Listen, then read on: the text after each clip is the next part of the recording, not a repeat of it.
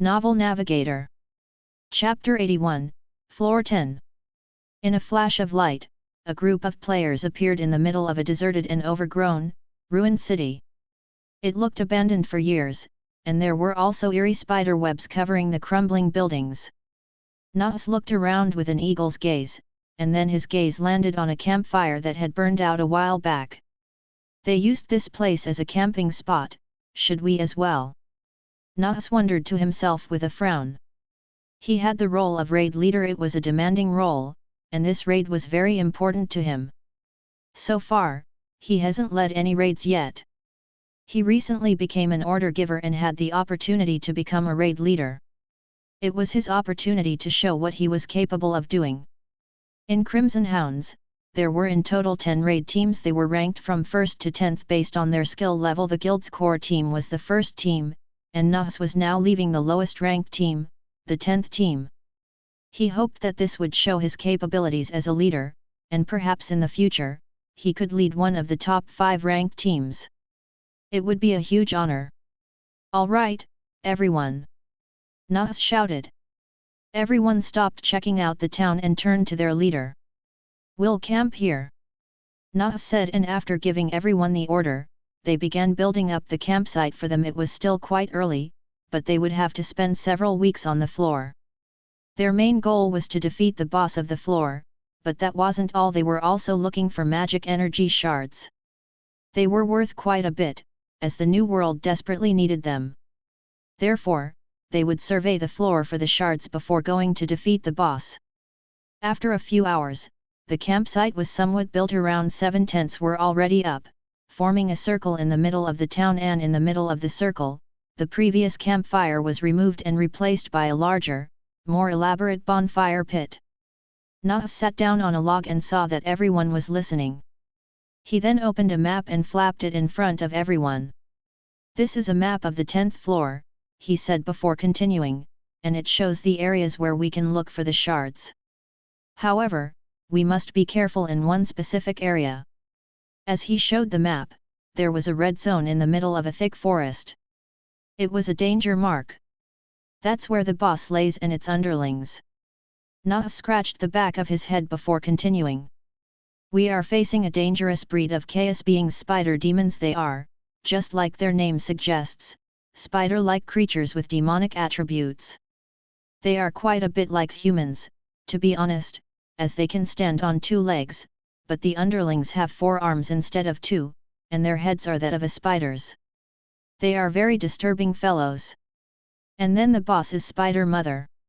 She is the most terrifying of them all, with her massive size and ability to control all the underlings with just a glance.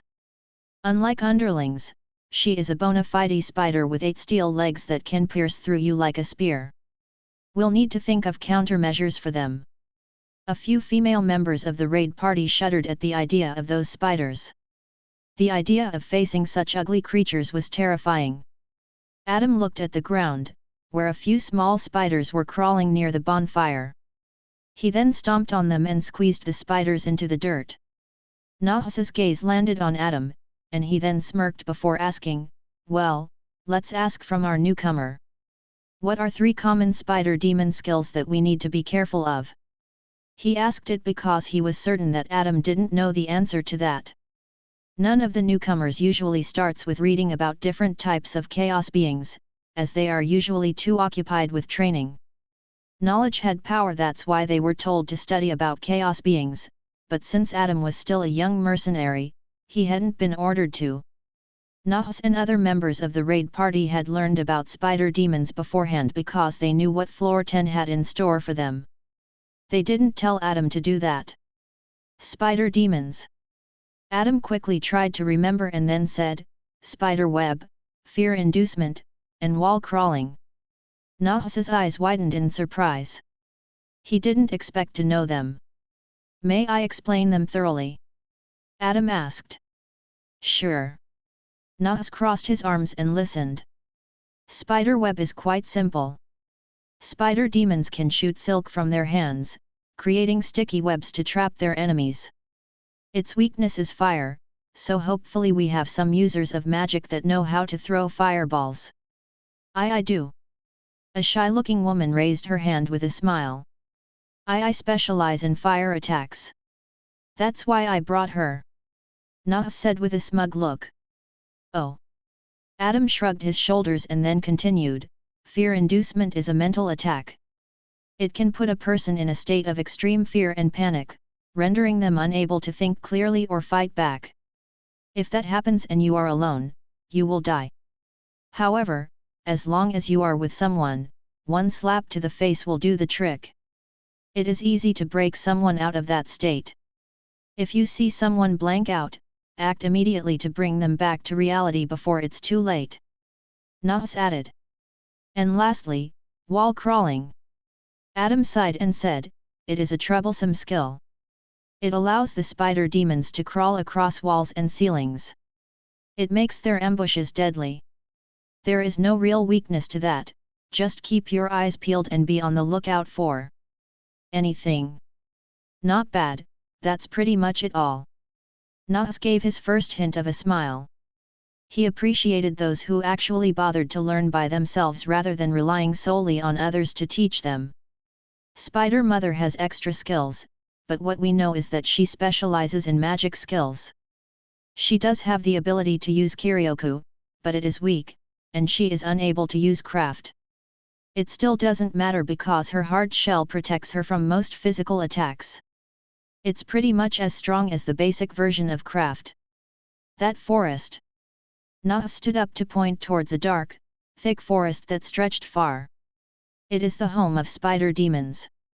In the middle of the forest, there is a dome-like structure that houses their mother. It's big enough to be seen from here if you go on top of one of the houses. Excuse me, I have a question. Adam raised a finger.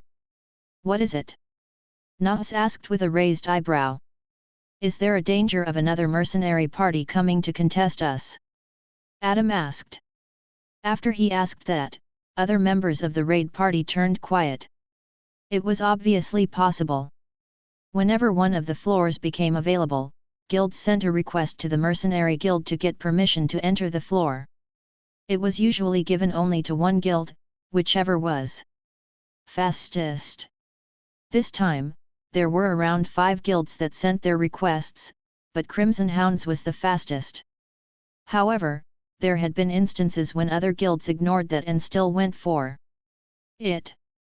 If they were discovered doing so, there would be punishment. However, it was possible to do it unnoticed.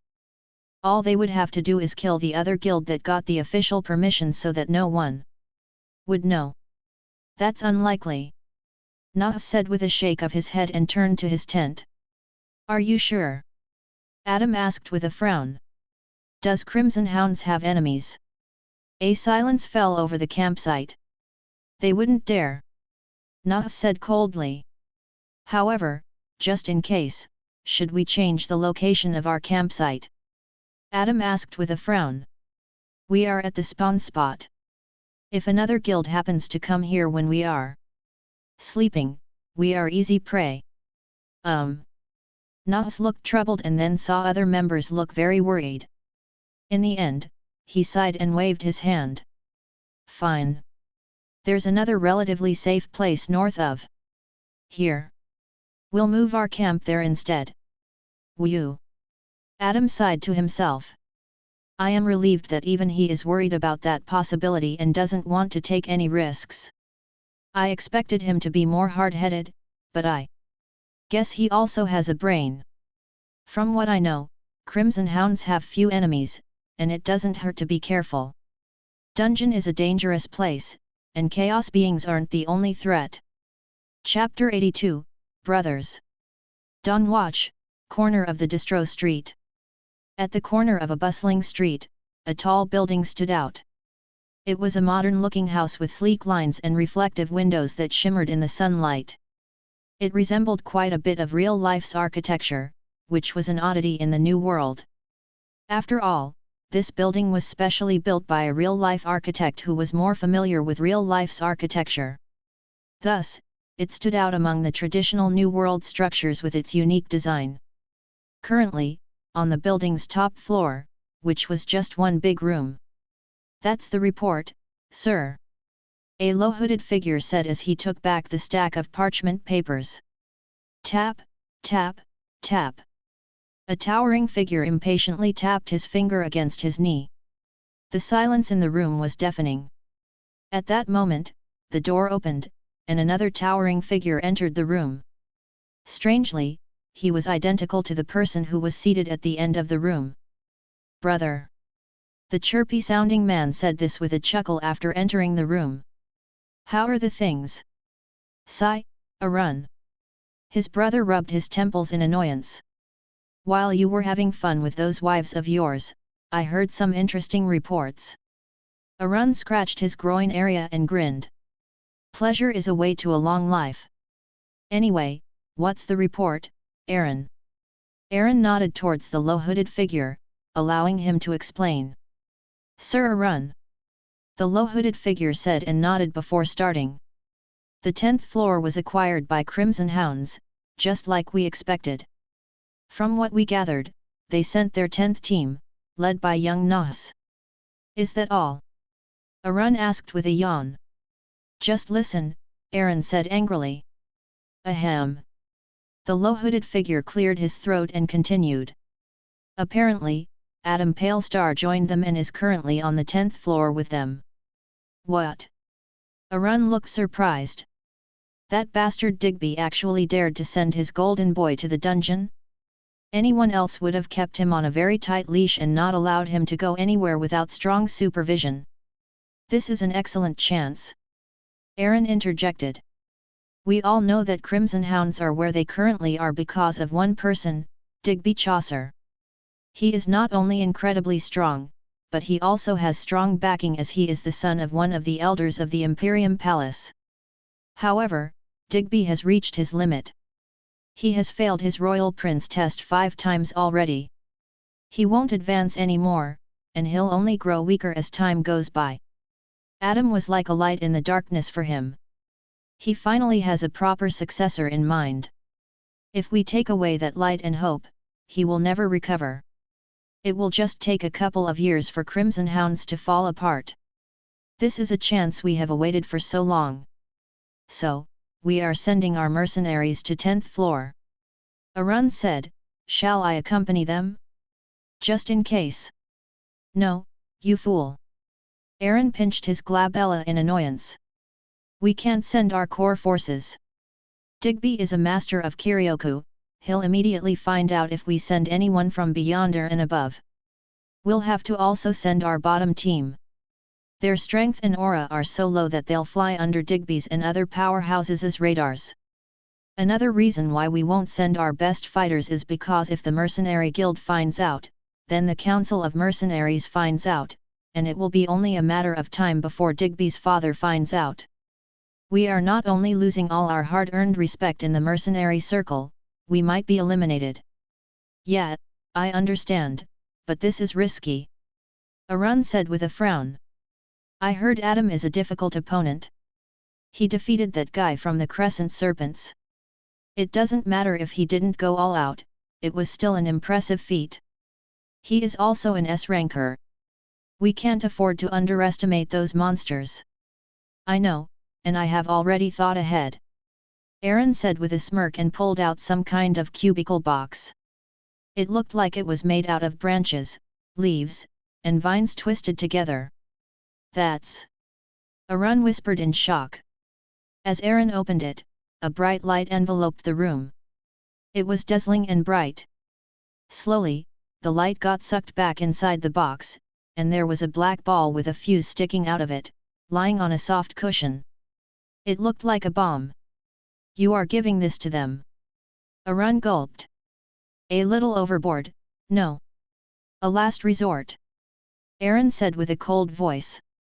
I am giving this to Ray. If she deems that the fight has been lost, she will use this to kill everyone. Even ours. We can always get more members if necessary. Aaron said. The same cannot be said for Crimson Hounds. When a word goes out that they lost a S-ranker, who in the world would want to join them? They'll slowly dwindle and die. One thing is bothering me. Arun said. Won't Adam just respawn after dying and just return to Crimson Hounds? He is only mercenaryman, and he can start from scratch without losing anything. S-rankers have egos the size of the moon, Aaron said with a laugh. When he dies, he'll realize just how feeble he really is. He will want to get protection from much stronger guilds. He'll abandon Crimson Hounds in a heartbeat and join one of the elite guilds. What if he finds out that it was our guild that did this? Arun asked. He'll seek revenge. No. He won't find out, and if he does, it will take years for him to reach a power level high enough to threaten us. He might have already forgotten about us by then. Risky, very risky. Arun said with a frown. I think we should have another plan in place. And what's that? If he ends up returning to Dawnwatch, we'll snatch him up and lock him up in our little prison. Aaron thought about it for a moment and then nodded. Very well. When shall we send them? Arun asked. I am sure Crimson Hounds has an eye on this place and will notice when we send someone out. They'll definitely recognize our youngest mercenaries. I am already ahead on that. Aaron said with a smug look. A few days ago, I relocated them to an inn near the dungeon just in case. They are ready to move to the dungeon in a heartbeat. Ha ha ha, I see. Arun giggled like a child. You expected this? Not really, Aaron said. But it is a welcoming surprise. It has been a very troubling month ever since we learned that Crimson Hounds got an S rank in their midst, but I feel like a light is finally shining on us. Us, Amarin brothers, will destroy Crimson Hounds and avenge what we lost. I would pay a fortune to see Digby's expression when he finds out. Arun laughed. Hat. Aaron chuckled as well and then turned to the low-hooded figure. Send the message to Ray and the rest. Tell them that the operation will begin at dawn tomorrow. Also, give this to Ray. The low-hooded figure carefully accepted the cubicle box with the bomb inside and hurriedly left the room, disappearing into the shadows. Chapter 83, Black Locusts. Clang, clang, clang.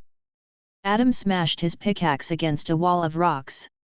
The wall broke and showed a shimmering crystal hidden behind it. It was a crystal of magic energy. Whew! Adam wiped the sweat off his brows and turned to his surroundings. The other members of the party were having a break and drinking and eating to rejuvenate themselves. They were at a popular mining location that wasn't too far from the spawn point. It had been used for many years by countless players who left behind caverns and passageways. I found one, Adam said with a voice that was loud enough for others to hear. Nahas put away his food and came to Adam to check it out. Oh, not bad, he said while scratching his cheek. A decent size, but the light is a bit dull.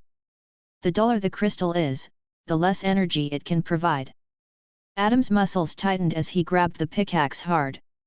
He then slammed it against the crystal, causing many pieces to break off. What are you doing? Nahas cried out angrily. You'll need to be gentle with the crystal. Why? Adam asked and smashed the pickaxe again at the crystal. They'll work nonetheless. You fool!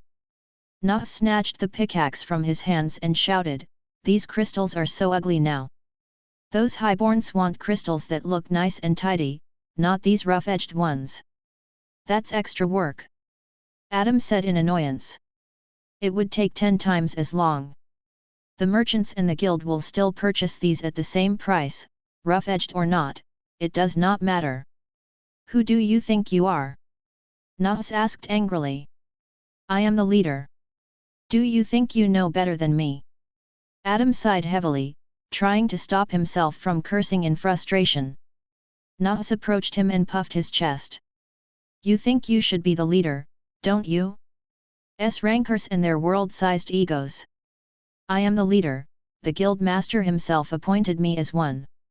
Know your place. If you need to remind me constantly, are you really the leader? Adam said and snatched the pickaxe back. I won't play your games. If you care so much, do it by yourself. He pushed the pickaxe into Nahus's hands and walked away, leaving Nahus seething with anger. You really want to disobey me? Nahus walked after Adam and shouted loud enough for everyone to hear. Want to fight, hey? If you win, you're the leader. Come on, S-Ranker. Everyone else stopped eating and drinking. They watched silently as the two's argument echoed throughout the 10th floor. Adam pulled out his steel short sword, then flipped over to Nahus and started hammering down on his defenses. Nahus, taken aback, quickly retrieved his weapon and started defending with all his might. Adams relentlessly pushed onward. The two swords continued clashing, sending fiery sparks flying across the air. Oh, shit! Others exclaimed and realized this wasn't a joke anymore. It was very serious. Nahus gritted his teeth as he continued backing off as Adam's powerful blows pushed him further and further towards the rocky wall. He is such an aggressive fighter. Nahus thought while desperately moving his sword in an attempt to defend himself. However, it was clear that Nahus's speed and strength were superior. He was always late to react to the sword swings, but his speed allowed him to defend just barely in time. At that moment, Nahus's sword's blade turned white, as if it were covered by a snow blanket. He activated his craft. As soon as Adam's sword landed on the craft-covered sword, the attack stopped completely, as if it had hit a solid wall. That wasn't all. Adam's arms started trembling. Hat. Nahus smirked confidently and whipped his sword towards Adam's neck. Adam dove underneath the sword and backed off just in time. His steel short sword's durability decreased by 10% after a single exchange. It wasn't only because of Nahus's craft. His sword was also of much higher quality. The steel short sword was now at 88% durability. With just another 9 of these exchanges, his sword would break. It was a very tough situation. Luckily, he visited a blacksmith to increase his swords and shields durability before the raid. He expected that it would be difficult for his weak weapons to hold out for the entire duration of the raid. In the end, basic weapons were trash. They were useful in the tutorial, but he wasn't in the tutorial anymore. Sigh. Adam sheathed his weapon and said, I concede. Ha ha ha. Nahus laughed in triumph. You realized the vastness of our strength? Now, do you know your place? Yeah, whatever. Adam rolled his eyes and went to sit down on a log. Nahus scoffed and cockily crossed his arms, reveling in his victory. He was over the moon, as he had just defeated an S-ranker. A feat not many could replicate. His friends came to congratulate him for the victory, however, a select few didn't. They had a hunch that Adam didn't concede because he didn't believe in his victory. After I receive my payment, I'll have to abandon these basic weapons. They are worthless. Adam thought to himself. Buzz, buzz. At that moment, everyone turned quiet as they heard loud buzzing, as if there was a mosquito right beside their ears. They turned their heads towards the sky and saw a swarm of black flying insects descending towards them. It's black locusts. Nahus shouted and pulled out his weapon once again. Everyone immediately took their weapons and stood their ground. Black locusts were a breed of chaos beings that were very weak alone. However, in swarms, they were rather deadly. Adam bashed his shield at the incoming swarm and killed several of them before they could get too close. However, the locusts then surrounded him like a blanket of night. Buzz, buzz. It was so loud that it was impossible to hear others shouting. Nahus and others were screaming at Adam to try and find a way out, but the locusts were closing in fast. At that moment, Adam's eyes glowed with a green hint for a moment, and every black locust stopped as if they were frozen in time. He used Little God's illusion ability. Adam quickly smashed out of the encirclement and retreated towards others. The black locusts soon shook off the illusion and rushed after others with a terrifying speed. Magicians, burn them to a crisp! Nahus screamed. They are too quick. The magicians cried out as they couldn't chant their incantations in time. At that instant, Adam stepped forward and again used his illusion ability. This time, he attracted all the black locusts towards him. "I'll attract them and keep them in one spot. You have 5 seconds. Adam shouted towards the magicians and then protected himself behind the shield. At that moment, all black locusts smashed at the shield. In fact, he didn't attract the black locusts to him.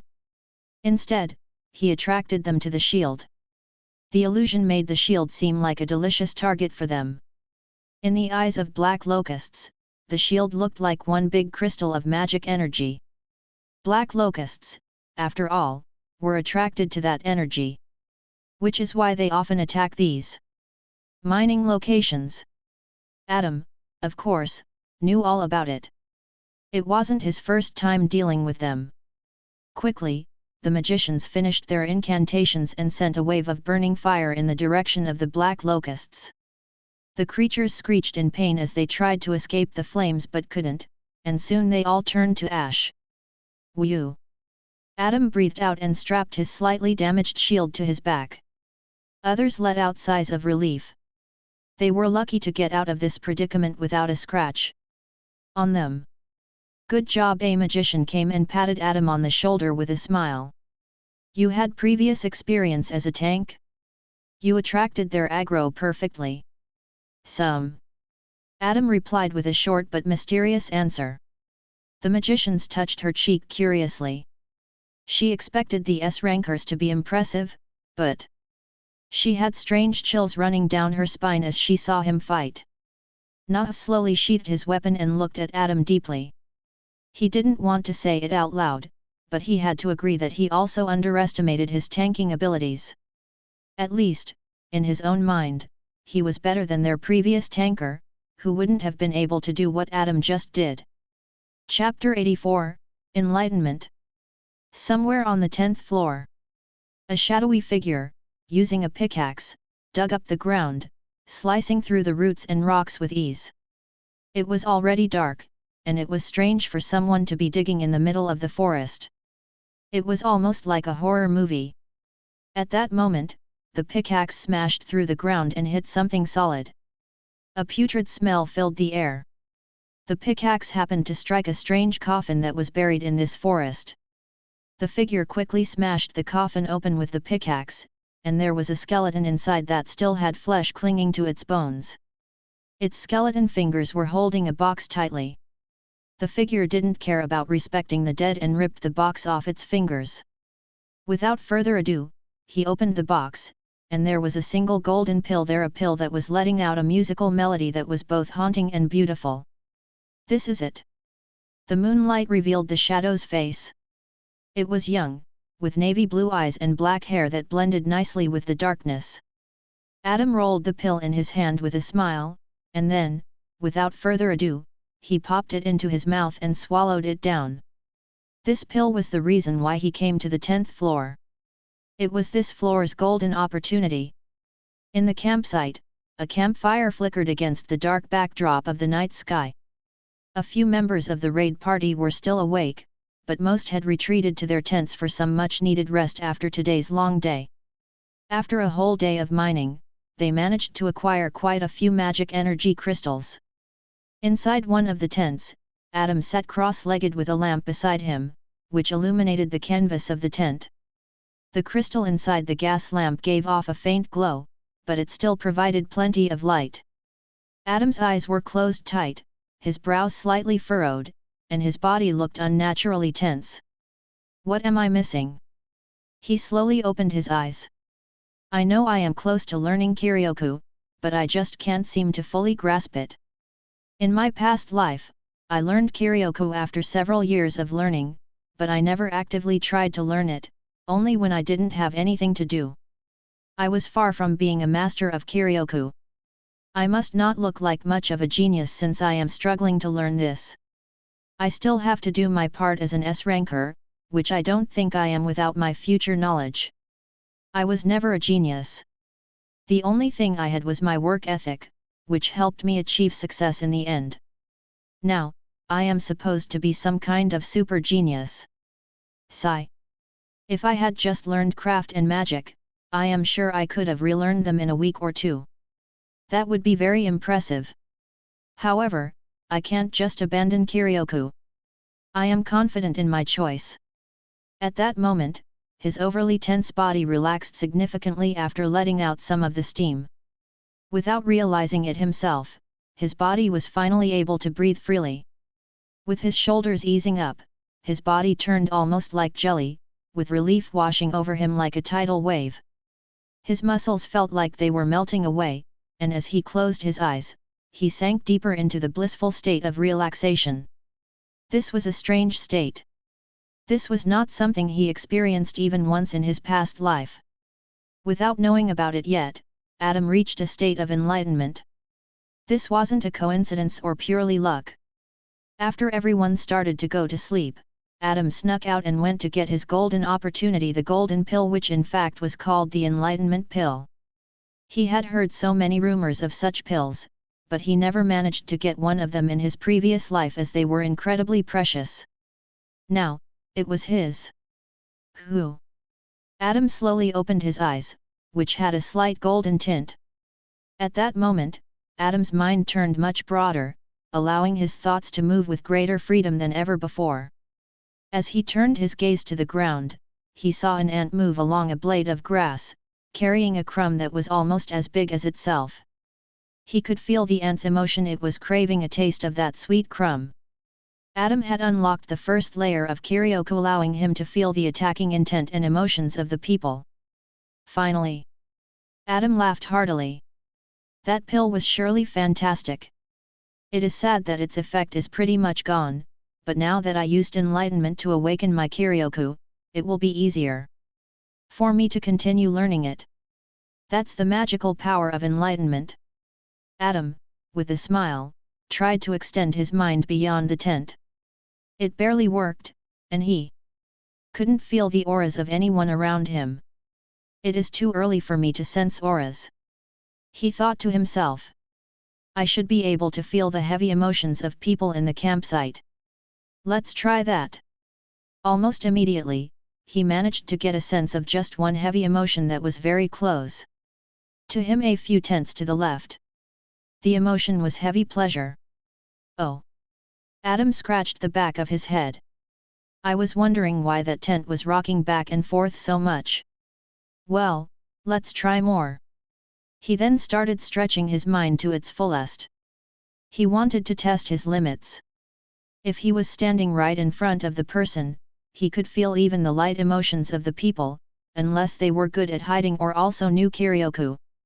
However, he now focused on more of the heavy emotions. Something clicked inside Adam's mind. He managed to get a reading of another emotion. A strange emotion that wasn't coming from exactly the campsite. It was heavy nervousness. Adam opened his eyes with a frown and tried to understand where the reading came from. It came from pretty close, as he couldn't stretch his mind too far. However, it didn't come from the campsite, that's for sure. That also wasn't a feeling from Chaos Being. That emotion was from a person. Is one of the raid party members outside the campsite? But why, and why would they feel such heavy nervousness? I would understand if they were nervous for the raid, as I am sure everyone is, but that was such heavy nervousness, as if that person was about to do something risky. I'll need to check this out. Adam left his tent and saw that there were a few people sitting around the campsite, just watching the fire. He then looked in the direction where he thought the emotion came from. It came behind trees that were standing still. It was so dark that he couldn't see further than 2 trees. Adam frowned and looked towards the forest with a hawk-like gaze. He felt the heavy nervousness intensify even further, as if the person noticed Adam's gaze. And then Adam's eyes opened wide as over a dozen other signals assaulted his senses. There were at least a dozen attacking intents directed in his direction. There's so many. Ambush! Everyone, wake up! We are getting ambushed! With that, over a dozen dark cloaked figures jumped out of the darkness of the forest, screaming and howling. Chapter 85, Ambush. What in the world is going on? Nas left his tent with a sword in hand and only trousers on. He saw that the campsite was in complete disarray as strange, dark cloaked figures stormed the campsite. Those around the campfire didn't have time to retrieve their weapons and were immediately cut down and killed. And just like that, 3 members of the raid party died. There were only 9 remaining. No! Nas screamed, and then one person headed in his direction with a dagger in hand. Clash! Nas blocked the dagger with his sword and then grabbed the assailant by the wrist, twisting it until he dropped the weapon. The person screamed in pain. At that moment, Nas drove his sword through the figure's face, killing him instantly. Another 2 people flanked him from the sides. Nas quickly turned to face them and parried both of their attacks. However, before he could counterattack, he felt a sharp pain in his side as one of them managed to stab him with a hidden dagger. His health slowly dropped. Nas gritted his teeth and backhanded the assailant across the face, sending him stumbling down the ground. At that moment, the other attacker reeled in his spear-wielding arm and started thrusting it towards Nas's chest. Nas backed off while simultaneously smashing his sword's blunt-sided edge against the spear, just barely enough for it to miss his body. Meanwhile, the tents got overrun, and barely dressed members of Crimson Hounds fought back desperately. They didn't have enough time to put their armor on. Inside the dungeon, it wasn't possible to log out. Otherwise, they could have just logged out and been fine regarding the ambush. That's why the dungeon was a very deadly place. Other mercenaries were as big of a threat as chaos beings. On the sidelines, watching the chaos unfold, 2 of the dark-cloaked figures just watched. "I see him." Coil, a muscular man, stated as his eyes narrowed in on one person in particular. Humray, a short-haired young woman with a calculative gaze, hummed casually. "I can sense your excitement. Go on then, fight him, that's what you want, right?" Coil grinned like a child who just received a new toy. Near his fallen-apart tent, Adam effortlessly dodged the attacks from multiple attackers. It was clear that they were aiming for him. "I can sense everyone's attacking intent to be directed in my direction one way or another," he thought while using his Kyryoko to sense his attacker's intent and then dodged just in time. "They're after me." At that moment, he felt someone approach him with an attacking intent that was almost boiling over. As he looked over, he saw a muscular man charging towards him with a heavy-looking shield in one hand and a long-shafted hammer in the other. Ha! Coil bashed his shield into Adam's chest and sent him sliding backwards for around 4 meters. NGH. Adam saw his health drop slightly. HP, 485/500. "Hello, my name's Coil." Coil said with a laugh. "Nice to meet ye." "Doesn't ring a bell." Adam thought casually. Coil. Nas heard the name and widened his eyes in surprise. "From Amarin Brothers." Ray facepalmed and shook her head. "What's the point with hiding our true identities if you're going to blurt it out like that?" "Amarin Brothers, hey?" Adam thought out loud and asked, "And what's the point of this, if you don't mind me asking?" "If you just wanted the boss kill, you could have gone straight for it. But no. You wanted to kill us. Why? We are mostly mercenarymen here, we won't lose much by dying. Are they here for me?" Nas wondered with a frown. "If I die, it would take me another few months to get back to Order Giver. I don't think it is worth it, since this is basically just declaring war on us." "I shouldn't have said that." Coil clicked his tongue and then smashed his hammer down at Adam. Adam, using his Kyryoko, swiftly dodged before he even finished his swing. The hammer landed on the ground and caused a slight tremor in the earth. What are they planning? Adam wondered. This is pointless. I don't think the Amarin brothers want to openly have a war with Crimson Hounds. They were aiming at me for starters. Why? They want to kill me, that's for sure. I won't lose anything, except my skills. Will I lose, little god? Unlikely. I would definitely lose basic blade handling and then my useless weapons. What are they planning? Well, I guess I'll just have to use this. Ray sighed and took out some kind of powder bottle. As soon as Nah saw it, he exclaimed, "Forgot powder? They are really prepared. Forgot powder. It makes a person lose their memories from the past hour. Very effective for situations like this. Just like I expected, they don't want us to remember and know who did this. It is a treasure I acquired, and I have been treating it as a baby till now." Ray said and put it back inside the inventory. "I was planning to use it anyway, it didn't matter that Coil's big mouth again spilled the beans about us. That way, when we respawn, we wouldn't be able to remember if players or chaos beings killed us. Very smart plan, indeed." Adam thought to himself. However, while not many can pinpoint our loss of memories to forgot powder, I could. Such tricks wouldn't work on me. I am sure Digby is the same, and we would know that it was caused by players, but we can't be certain who did it. Ha ha ha.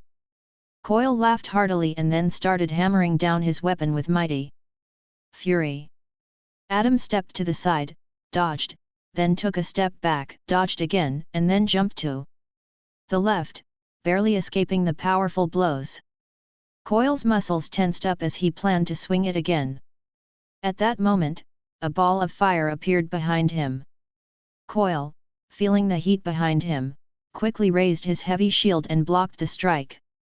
He then checked out who attacked him, and it was a female magician who had a serious look on her face. She was offering support for everyone. "Hannah!" Nah screamed. "Where's Max? He is dead!" Hannah screamed. I am the last remaining magician." "Cursed!" Nah screamed. "This is bad. Even if we somehow survive, how can we finish the raid? You bitch!" Coil saw the threat in Hannah and quickly rushed after her. Hannah, seeing the giant man approach her, stepped back in fear. She wasn't a good close combat fighter, and she knew she was no match for him in a physical fight. At that moment, a figure appeared in front of Hannah and collided with Coil. Their shields clashed loudly, the sound echoing through the dark forest. "You?" Coil looked at the man in front of him. "Are you?" Adam looked at him coldly and said, "It is Tank's duty to protect our dear supporters, no matter the cost." Adam!" Hannah whispered in relief, suddenly feeling protected as she looked at his back. It was strange. She had never felt like this before when she was protected by other tanks. This time, she knew that no one could get past their tank. She knew she was safe behind his shield. "You are also a tank." Coil grinned. "So am I." Chapter 86, Battle of the Tanks. A battle of the tanks, hey. Adam moved to a different stance this time, his round shield was close to his chest and his sword was hiding behind it. Coil often acted rashly without thinking twice. But now, he didn't make any uncalculated moves. He knew that his opponent wasn't just any ordinary mercenaryman. This time, it was an S-ranker. It was perhaps the strongest mercenaryman he could possibly face. "Hey, magician," Adam said to the young woman behind him. He didn't use her name because he didn't know it. "Why yes." Hannah replied nervously. "What spells do you know?" Adam asked. To learn magic-related skills, one would have to learn spell scrolls. There were many mercenaries who focused entirely on becoming magicians. Fireball, minor healing, and weak telekinesis. "Focus on healing me," Adam said, "don't use your stamina on anything else." "Why yes." Hannah grabbed her wand with a soft, yet serious look. She didn't want to disappoint him. "Oh, you want to rely on others to support you? Haha." Coil said with a mocking tone. "Don't kid me."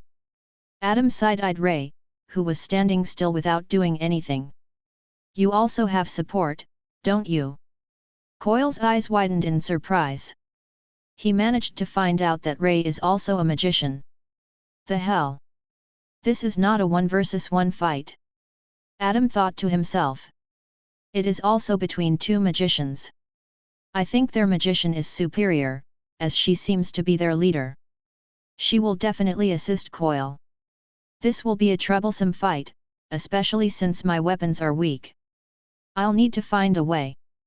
With the campfire flickering on the side, the campsite had turned into a mess. Already, 4 from the raid party had died. There had also been plenty of casualties on Amaran's side. The moonlight shone over Coil and Adam. They slowly crept towards each other. Coil's fingers, which were wrapped around his hammer, twitched slightly. His adrenaline was boiling inside him. He didn't want to wait any longer.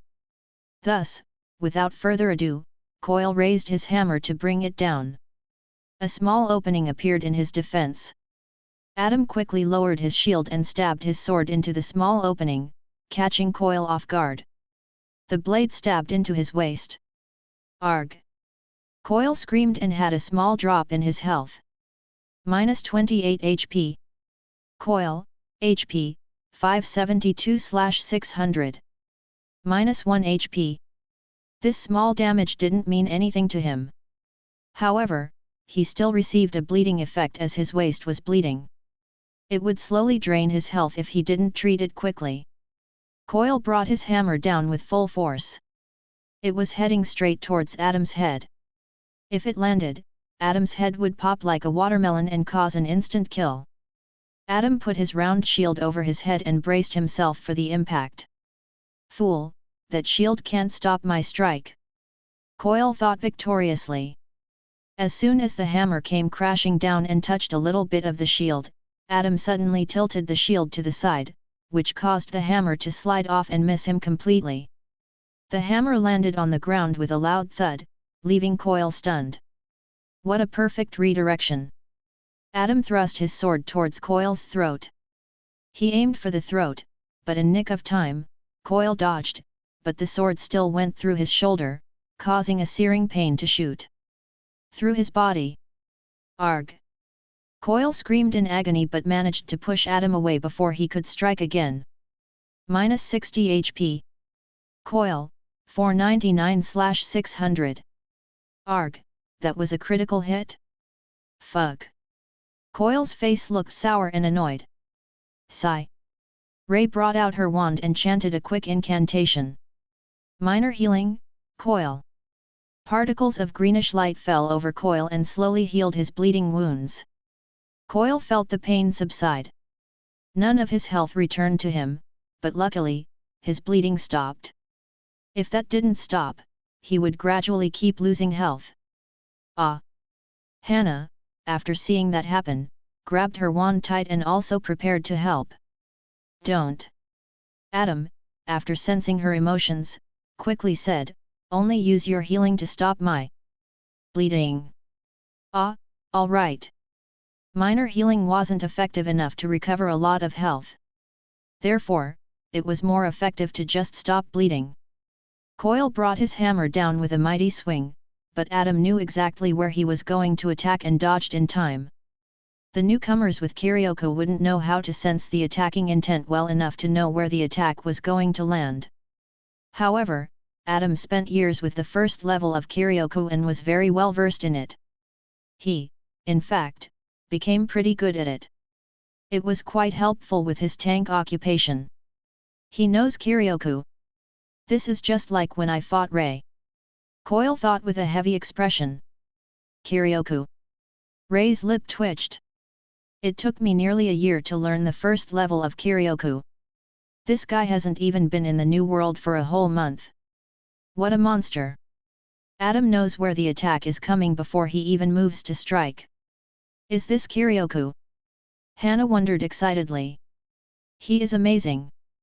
Did he already learn Kyryoko? Oh, do I sense fear in you? Adam swung his sword and sliced Coil in the armor, which managed to tank most of the damage, but a small slash wound opened up on his shoulder. RGH. Coil stumbled back with a cold sweat running down his face. Again, he lost a little bit of health. When the fight started, Coil had an advantage of over 100 health. Now, it was pretty much equal. Adam, HP, 485/500. Coil, HP, 480/600. TCH, what is that fool doing? Ray pointed her wand at Adam. She came to the conclusion that, with only healing support, Coil might not win. She knew it would be difficult to kill an S-ranker, but this was shocking. A whirlpool of wind appeared in front of the wand. As she was about to launch the attack, a figure suddenly jumped in front of her. Adam Slasher. Nah slashed up and split the wand in two with one swift motion. The wand broke apart and harmlessly fell to the ground, while the attack vanished into nothingness. Nahs. Ray clicked her tongue and took her spare wand from her inventory. Your fight is with me. Nahs shouted while his chest bled heavily. He killed around 3 members from Amarin's side, but he also received some heavy damage. Adam looked over to Nahs and chuckled. All right. Hannah, you can go assist him. Are you sure? Hannah asked with concern in her voice. Yes. Adam turned to Coil with a smile. It has turned into a 1 versus 1 fight. I have my pride as a man, YC. Oh. Hannah's lips curled into a smile.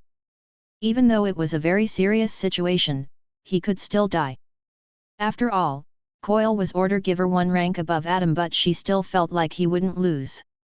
Not with that confident smile on his face. She headed towards Nahs and waved her wand, immediately stopping his bleeding, and then used the healing spell 1 more time, giving him some extra health. Thanks. Nahs shouted and rushed after Ray. She immediately retreated, as in close-quarter combat, she would get destroyed by Nahs. She knew she would have to get some good distance between her and Nahs to chant her incantations. However, Nahs wasn't allowing her to escape. In such situations, magicians were very weak. Somehow, the sticky situation had turned around. The ambush seemed to have failed. The rest of the party members were participating in the fights with other dark-cloaked figures. However, none of them were losing. Instead, their morale seemed to be increasing more and more. It was the work of the armor of Crimson Hounds, worn by Adam. Allies received a morale boost, while enemies had the completely opposite effect. Chapter 87, Silenced. Coil screamed like a wild animal and swung his long hammer around with reckless abandon. Adam jumped over the ferocious blows and landed a few small strikes of his own. A few scratches appeared all around Coil's body. The scratches stung, but only served to fuel his rage further. At that moment, he raised his hammer way above his head. He was only holding the hammer at the long handle's end. Ground King. Coil shouted out his skill's name and then brought the hammer down. That skill looks familiar. Adam thought quickly, and then used his skill Little God for a brief second and jumped away with increased speed. It helped him gain a sizable distance. At that moment, the hammer landed on the ground and shook the ground with its immense force. Everyone else started stumbling and falling to the ground. Ground King was a rare skill that was often used by tanks to disturb enemies and gain focus on the enemy's aggro. It was a very destructive and chaotic skill. In the hands of more powerful mercenaries, it could cause catastrophic devastation. Adam landed back on the ground after escaping the Ground King skill successfully. He was also in possession of this skill in his previous life. It surprised him that Coil was in possession of this skill. It is quite hard to learn, but I guess it helps that Coil has a strong body. I didn't expect to find someone with rare skill here. Shield Charge. Coil, immediately after, used another one of his skill and rushed after Adam with his heavy shield, acting as an offensive weapon. Adam wanted to dodge, but then his feet started hurting. It felt like he just stepped on a bed of sharp rocks. RGH, it's because Little God. Coil bashed his shield into Adam and sent him flying through the air. Adam crashed into the tree, feeling the impact reverberate through his entire body. Ack. Minus 50 HP. Minus 35 HP. Shit, that shield is also a pretty good weapon that can do even greater damage than my sword. Adam slowly climbed back to his feet, blood dripping from his mouth. Without giving him any time to rest, Coil rushed in and brought his hammer down. Adam quickly rolled out of the way, and once the hammer smashed through the ground, he pulled out his steel short sword and sliced through Coil's knees. Ah! Coil dropped down on his knees, which were bleeding heavily. Adam slashed his sword towards his neck, but Coil quickly blocked it with his hammer's long handle. The sparks flew as their weapons clashed, creating a shower of fiery embers. Arg! Coil started overpowering Adam with his immense physical strength and pushed the sword back at Adam with his hammer. TCH. Adam clicked his tongue, and then his eyes started glowing with a hint of green. He used Little God's illusion ability. Coil's eyes shrank in shock as, in his eyes, Adam suddenly vanished into thin air. Where? However, Adam was still there, just invincible in his eyes. It was an illusion that would only last 1 or 2 seconds. Since Coil didn't see him anywhere, he stopped pushing his hammer forward. Adam pulled back his sword, grabbed Coil by the back of his head, and sliced his sword through his neck. Blood spurted out like a fountain. Coil gasped in shock, and then the illusion stopped, and Adam appeared right in front of him. He quickly pushed him away and started holding his bleeding neck. Ray, I need help. With great struggle, he shouted for help weakly. TCH. Ray clicked her tongue in irritation. She wasn't in any position to help anybody else. Nahus followed after her like a possessed demon. However, every sword attack of his missed the target. Ray nimbly and effortlessly evaded each strike. User of Kiryoku, troublesome. Nahus thought with a scoff. However, she can't win just by dodging. Using Kiryoku drains her of stamina. She needs stamina to use her spells. So, the more she keeps dodging, the less energy she'll have left for any offensive moves. Annoying. Ray thought and saw a few rocks lying on the ground. She had an idea, and she quickly waved her wand. Weak telekinesis. It was one of the skills that was fastest to cast. She started to manipulate the small rocks on the ground and then made them levitate. Then, with a wave of her wand, the rocks flew straight towards Nahus like bullets. Humph! Adam Slasher! Nahus slashed through the rocks with incredible accuracy and speed. However, without realizing it, the moment it took Nahus to slice through the rocks allowed Ray to gain the desired distance between them and execute her next spell. A whirlpool of wind started to appear in front of her wand. Wind of Madness! She quickly chanted her incantation and waved her wand in a circular motion. Not good. Nahus planned to dodge, but at that moment, he remembered that Hannah was behind her. He couldn't just abandon her and let her face the spell alone. It would mean the death of her. Shit! Nahus put his sword in front of him and braced for the impact. Humph, fool! Ray grinned and then did a final wave with her wand. Swoosh! At that moment, a flash of silver appeared from her peripheral vision, and a sharp blade cut straight through Ray's wrist before she could finish her spell. The hand that was still holding the wand flew through the air and then landed on the ground. Right beside the campfire. Ah! Ray began screaming in agony as she clutched her bleeding wrist. Nahus looked surprised and turned to look at the person who attacked her. It was none other than Adam. But, wasn't he fighting just now?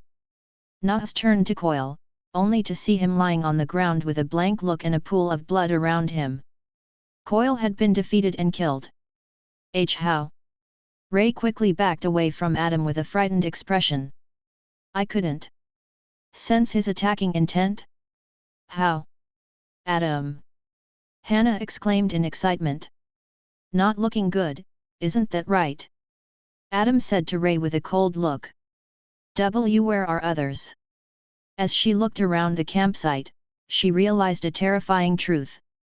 They were losing horribly. How are we losing? We had 2 order givers and a number advantage. What in the world happened? After seeing the rest of her subordinates die, she realized there was nothing else to do. She gritted her teeth, and with her last remaining hand, she took out a bottle of forgot powder. I'll need to make everyone forget first before using the bomb. I can't let any one of them remember a thing. Not happening. Na suddenly came and sliced through Ray's last remaining hand. The bottle of forget powder fell to the ground and spilled everywhere. Arg! The handless Ray screamed in utter pain. Even though the pain wasn't as severe as in real life, it still hurt like hell to lose a limb. However, she didn't need her hands. She opened her inventory and made everything spill out. It included the bomb that was hidden inside a box. Her attacking intent is at an all-time high. Does she have another plan?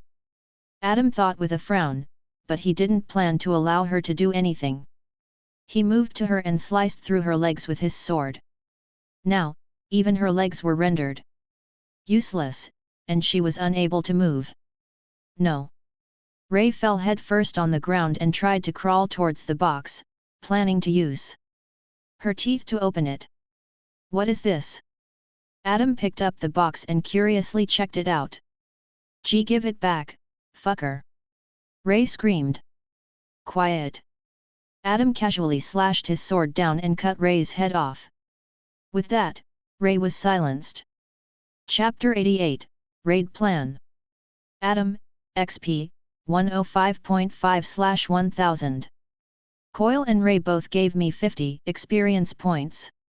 Those few black locusts gave me a total of 5.5 experience points. A long way to go before the second level. He then focused his attention on the box in front of him. Is everyone dead? Hannah whispered, her voice barely above a murmur. Yeah, I suppose. Na saw a pile of corpses and sighed heavily. How many we lost? We lost half, 6 in total. A well-defined young man said while crouching beside his deceased girlfriend. They were only together in Mortal Online, as they hadn't met in real life yet. He knew that she wasn't really dead, but it still hurt to see her lifeless body in the game. Half. Nas gritted his teeth. Cursed. This wasn't a good look. This was his chance to prove himself, but he had already lost half of the team. With this, we can't complete the raid. Nas clenched his fists. What a failure. Adam slowly opened the box and saw a black object inside. No way. He whispered in shock. What is it? Hannah came to him and crouched beside him. Adam showed it to her and said, A bomb. A bomb. Hannah cried out. Everyone heard her and surrounded them with curious looks. After seeing the object, they were equally shocked. She planned to blow all of us to pieces. Nas said with a scoff, she must be out of her mind. From the horizon, the first light of the morning appeared, casting a golden glow over the scene. They didn't realize that an entire night had already passed. The fight lasted for around 30 minutes, but they got ambushed near dawn. They expected everyone to be sleeping. Sigh.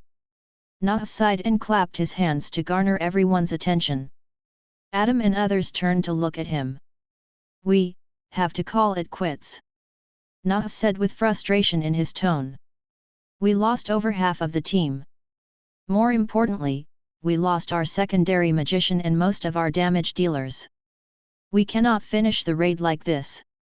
Why yet, we should also report this to the guild master. Another person added. Hannah and others looked dispirited. It wasn't nice to fail a raid like this. These kinds of raids didn't come every day. It could take several months before they could try again. Nas saw the look on their faces. He shared the same sentiment. It was very frustrating. At that same moment, he turned to look at Adam. Adam was silently contemplating something. Nas softly opened his mouth and asked, Adam. Are you fine with this? You're the leader. Adam stood up with the box in hand. I'll listen to you. You don't think we should continue? Nas asked. It is risky. Adam said heavily, I'm not sure if the reward is worth the risk. Nas agreed with it, but then asked, you think there is a possibility to succeed? I do. Adam said it confidently. Yes, we lost our damage dealers and a magician, but we don't necessarily need them in the raid. What do you mean? Nas asked with a frown. Everyone else was equally confused. An extra magician and more damage dealers were always better. After all, the Spider Mother had a strong defense and required a well-rounded team to defeat her. We need 2 magicians to support the entire team. Now that our team is halved, 1 magician is enough to operate. We still cannot deal enough damage just by ourselves, Nas said. Actually, we can. Adam showed the bomb inside the box.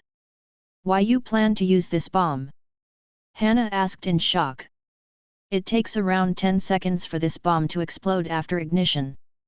Adam said and pointed at the fuse. We'll have 10 seconds to run as far away as possible, or we'll get hit by the explosion. Is it enough to kill the Spider Mother? Nas asked with his arms crossed. No, Adam shook his head, we'll have to reduce her health to 40%, at least. 40%? Nas muttered and nodded. That should be doable. This is lunacy. A player shouted, can we even outrun the explosion? Nas turned to Adam and asked, can it be done? You would be surprised just how fast people can run when their lives are on the line. Adam said and scratched the back of his head sheepishly. Usually, he was quite confident in his plans. However, this was reckless, even for him. He couldn't utter his typical confidence. After all, anything could happen. We would still need to get rid of other spider demons before we reach the mother, Nas said. They are swarming the place. We'll be exhausted before we even reach the mother with our numbers, especially Hannah. Yet. Hannah whispered before raising her voice. We were supposed to share the burden during that phase, but I am now the only magician remaining. We could, move the burden to us. Adam said while looking at Nas. What do you mean? Nas asked. Ever heard of triple defense? Adam asked. It should be a common tactic used by mercenaries. Yeah, of course. Nas said, 3 shieldmen are at the front, tanking all the damage, and once the enemy is exhausted, the people behind the shieldmen can attack. My idea is this. Adam took a stick and started drawing on the ground. 3 of us will be at the front, me, Nas, and another one, and we'll stop the spider demons from attacking others. Then we'll also be the ones attacking. 1 sword stab to the head will kill a spider demon. We'll move like that till we have reached the mother. What if the spider demons attack us from the back or ceiling? Nas asked.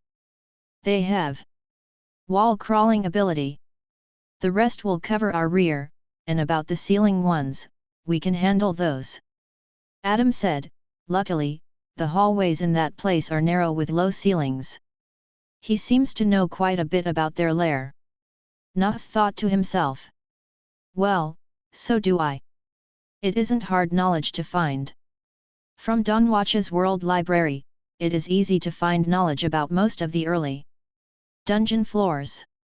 When we see wall crawlers, we'll focus our shields in front and use our swords to ward them off. Preferably, if you manage to kill them. If we fail to kill even 1 wall crawler, our ranks will fall apart. Nas said with a frown. That's why I suggest you choose a good third. Adam said with a smile. I saw you fight earlier. You're good. We can handle most, but we also need a good third. Nas nodded and looked at the rest. Then he pointed at an orange-haired young man. Alan, you're with us. All right. Alan said with a dispirited expression. He was the one who just lost his girlfriend and was quite disheartened about it. Seeing his impression, most party leaders wouldn't want someone whose mind is not in the right place in such an important role. However, I am different. Adam thought. Maybe he can let out some steam by killing some spider demons. Alright, I guess we're doing it. Nahus said with a chuckle. Even he couldn't believe that he was agreeing to such a suicidal plan. Amarin brothers will find out today that their plan failed. Adam said while standing up. Once they find out, they'll send another team to finish us off. We'll need to finish the raid today and leave before they come. If I have to guess, we have till noon. Then, let's not waste any time.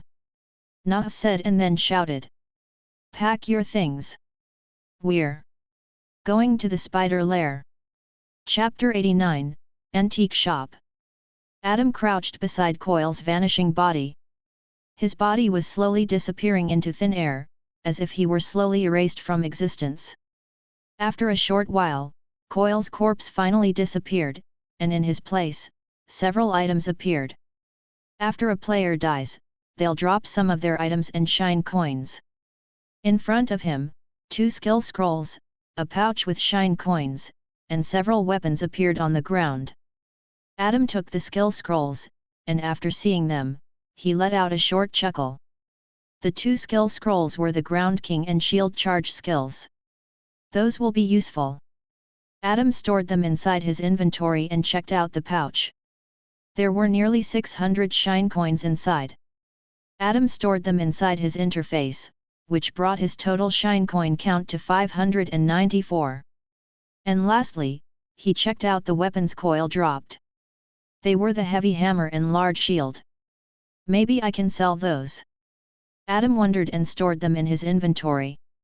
Unfortunately, he couldn't use them. He didn't have great enough physical prowess to wield both of them effectively. Did you find anything decent? Nahus walked over to him and asked. Some. Adam replied and showed the weapons. I don't think we have anyone that can use these. No. Nahus shook his head and then dropped a sword and shield to the ground. I found these 2 weapons from one of those deceased people. I saw you're still using those basic weapons. To increase our chance of survival in the raid, you should have these. Adam checked them out and whistled in a slight surprise. The sword had a thick blade and a sturdy hilt, while the shield was a heater-shaped metal shield. Weapon, heater shield. Rank, common. Durability, 87%. Description, a decent metal shield with a sturdy build. It is very effective against arrows and melee attacks. However, it is weak to magic attacks. Weapon, gladius sword. Rank, common. Max damage, 50/55. Durability, 91%. Description, a short-bladed sword with great balance and sharpness. It is ideal for close combat situations and can be easily maneuvered with one hand. These will do great. Adam strapped the scabbard to his belt, slipped the sword inside, and then put his shield on his back while throwing his previous weapons back inside the inventory. Nahus turned around and then clapped his hands. Everyone, it is time to move out. Finish looting quickly, we don't have time to waste. Everyone nodded their heads and quickly finished looting the corpses. They also took the items from their deceased friends, planning to give them back once they return from death.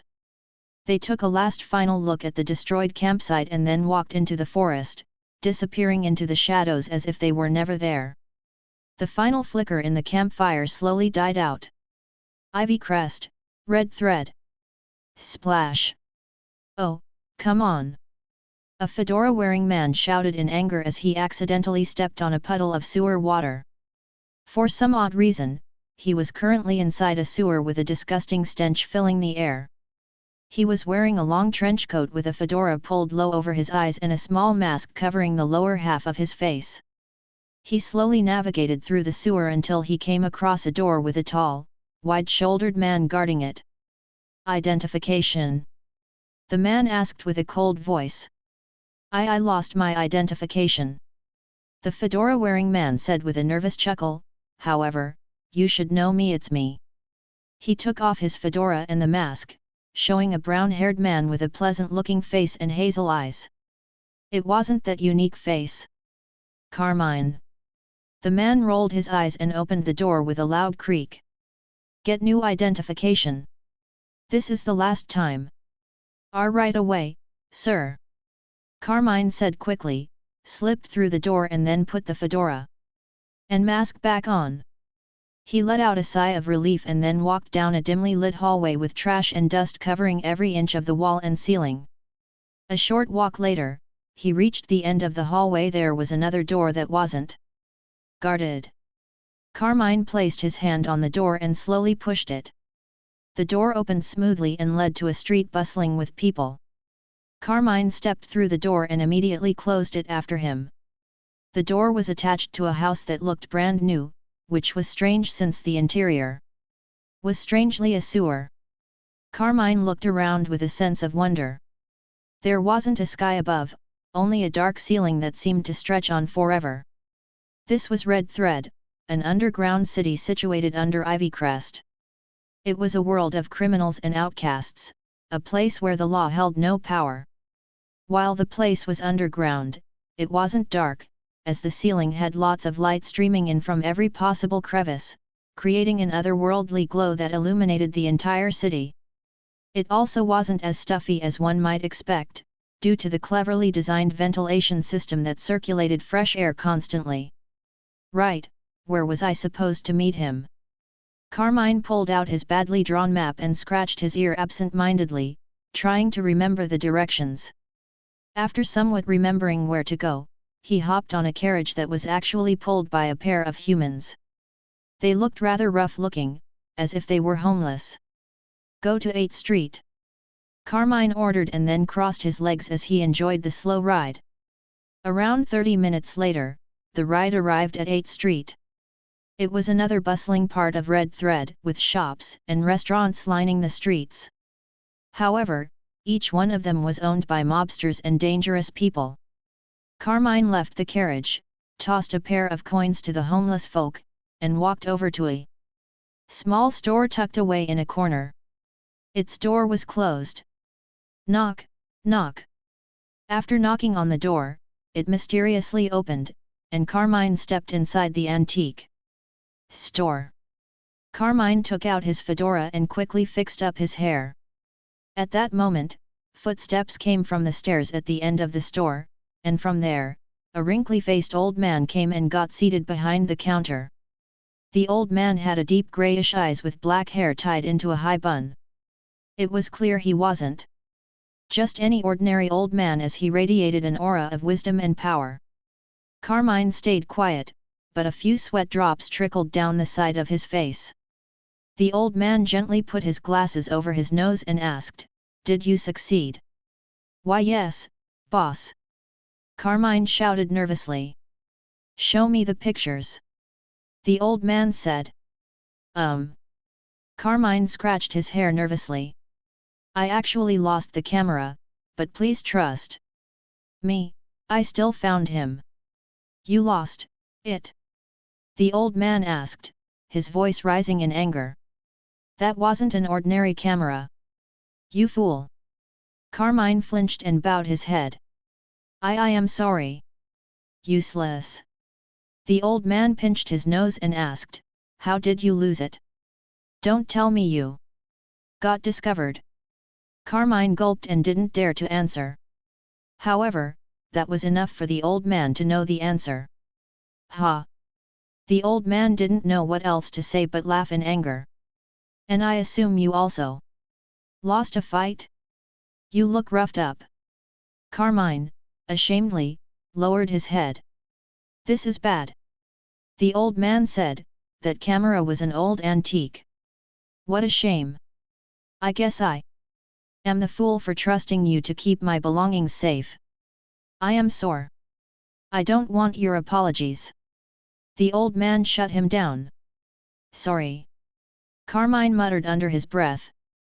"I suppose Adam is just an ordinary young man." The old man interlocked his fingers. "His family is normal, he isn't rich or influential. Just a young man with immense talent. That means he is easy to control. Carmine said nervously. Yes. The old man said, there must be stuff that he desperately wants, such as money and power. Whoever can offer him those things can manipulate him easily. I couldn't get a good reading of him. Carmine thought to himself, I don't know why, but something seems off about him. Your job's done here. The old man tossed him a pouch filled with money. I cut your pay by half for losing my camera. Ah, man. Carmine didn't dare to argue, pocketed his money, and then left. The old man crossed his arms and thought. Adam is still young and weak. No one will be recruiting him, just yet. They'll wait till he has matured enough. There will be a war in the future. He will be a valuable asset when that time comes. Chapter 90, Boom. The dungeon, 10th floor. This is it. Nahus whispered, hunched behind a half-sliced tree. Adam squinted his eyes and looked over at the small mountain before them. It was fully built with sticks and tree trunks, with several holes created for entrances. Within the small mountain, the spider demons roamed freely, their shadows occasionally moving by. Weird, there is no one outside. Hannah whispered. There was only movement inside the strange, small mountain. The outside was eerily quiet and empty. Sigh. Adam heaved a sigh, then drew his sword and took his shield from his back. Once we enter, we cannot hesitate, he said. We'll have to keep moving onward. Everyone nodded. Adam, Nahus, and Alan shared a glance. They then nodded, left their hiding places, and took their positions in front of the group. Everyone else slowly followed right behind them. Soon, they stepped through the hole in the mountain and entered a dark, gloomy cave made out of sticks, leaves, and mud. It was, luckily, as narrow as they expected. Adam, Nahus, and Alan stood beside each other. Then, they placed their shields in front of them and continued moving cautiously deeper into the cave.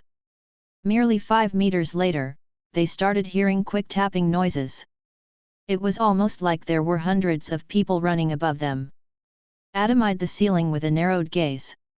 Just how many are here? Hannah wondered aloud and then let out an audible gulp. Hey, look! Alan whispered and pointed his sword ahead at the hunched figure in the distance. Nahus and Adam slowly advanced towards the figure.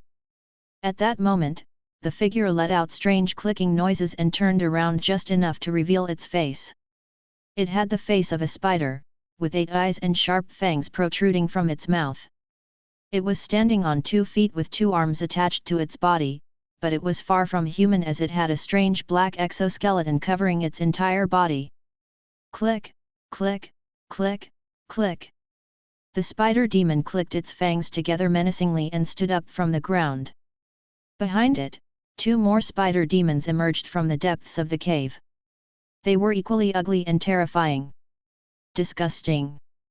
A player mentioned while shuddering in disgust. Brace. Adam planted his feet on the ground and put his weight on his shield. Nahus and Alan finished up the wall of shields. Click, click, click. With 3 clicks of the fangs, the 3 spider demons sprang forward with their jaws stretched open. Swoosh! One of the spider demons suddenly extended its hand and shot out a wall of spider web towards the 3 vanguards. Hannah, fireball! Adam shouted. Roger! Hannah waved her wand and shot a ball of fire towards the spider web. As soon as the fireball landed on the spider web, it ignited and quickly spread, burning through the sticky threads. It vanished as soon as it was created.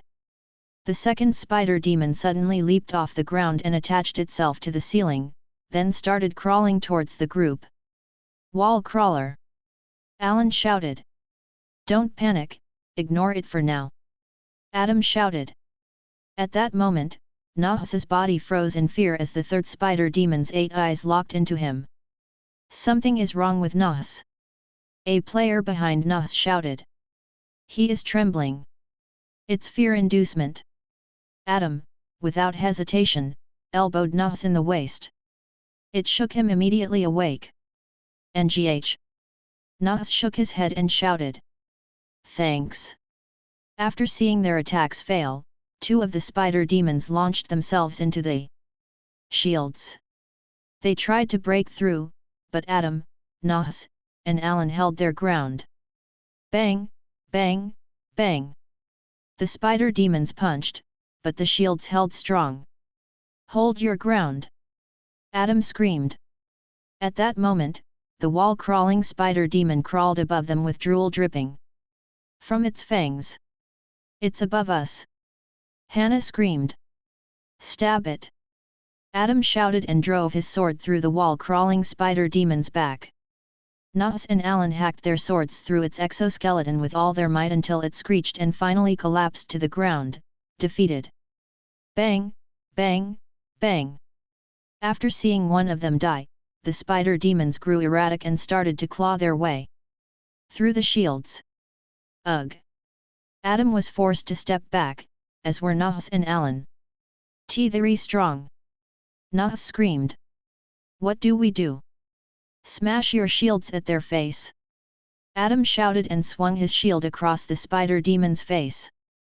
Nahus followed suit and swung his shield upwardly through the spider demon's jaw. Alan bashed his shield into the spider demon's chest, causing it to stumble backwards. "Attack!" Adam screamed and lowered his shield slightly, then pushed his sword through the spider demon's face. Nahus slashed through another spider demon's neck. Then Alan hacked his sword through the same spider demon's head, finishing it off. The two spider demons fell in front of them, dead. "Whew!" Adam and the rest breathed heavily. "Damn, this was only the first wave, and it was already this dangerous," Alan said with a heavy sigh. "You killed a spider demon. 5 XP acquired." Adam made the notification disappear and then focused on the cave in front. "Like I said, we'll have to keep moving forward. If we stop to catch our breath, we'll get overwhelmed." "Right." Nahus turned to others and raised his sword. "Move onwards." With that, they ventured further into the darkness. Click, click, click.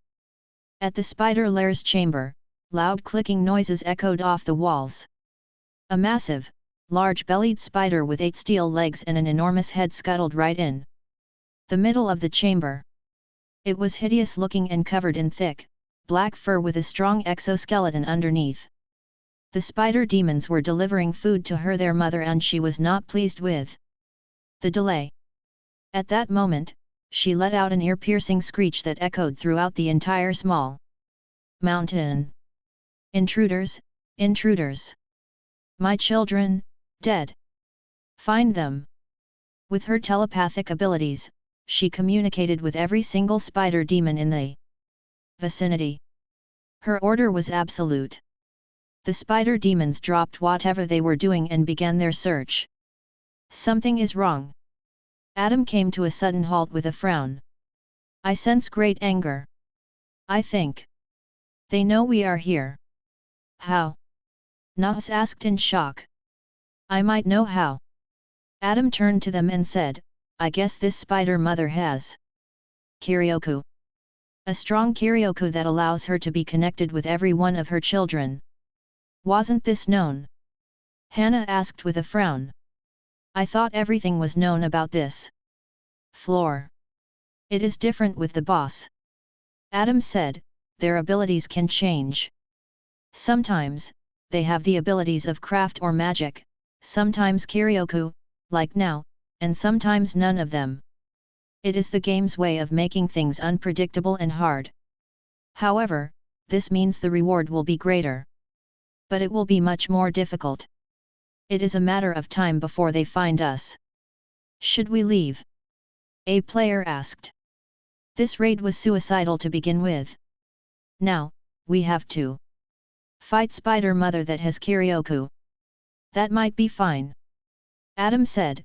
"She is slow, and even with Kiryoku, she couldn't possibly dodge our attacks. The bigger threat are those spider demons now." Spider Mother can communicate with them telepathically. She will definitely discover when we are close to reaching her chamber, and then she will summon all of her children to protect her. To stop that from happening, I think we have to kill every spider demon. Every. Others were taken aback. They never planned to kill all of them.